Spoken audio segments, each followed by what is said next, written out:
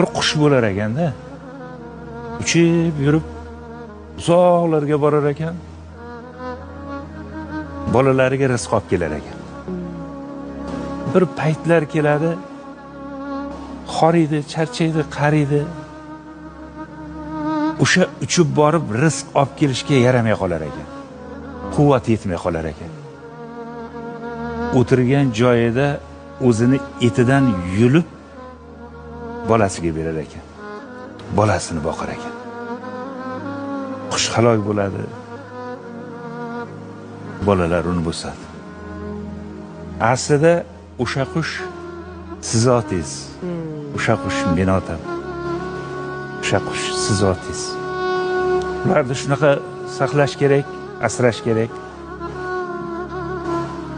Inson uchun qulay joy juda ham ko'p. Lekin eng qulay, eng xavfsiz, eng mazza, eng issiq joy otani bag'ri.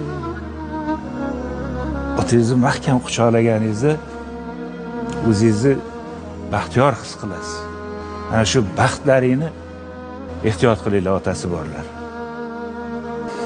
Ko'ziga yosh to'lgan onani ko'rsam, dadajon deb yig'lagan bolani ko'rsam, qadrdon darvoza xonani ko'rsam,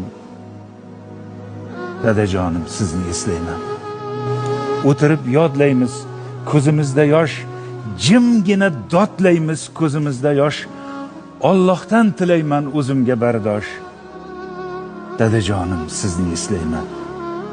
Oldimga qo'ysalar bursildoq oq non, qabartirsa agar qo'limni ketmon, bolam deb fido qilgan jon. Dadajonim sizni eslayman. Tinchlik bermas o'ksik dilimga dardlar, essiz gapirmaydi eski suratlar, yurakda yig'ilib qolganda gaplar. Dadajonim, nurli iymonim, sizni eslayman.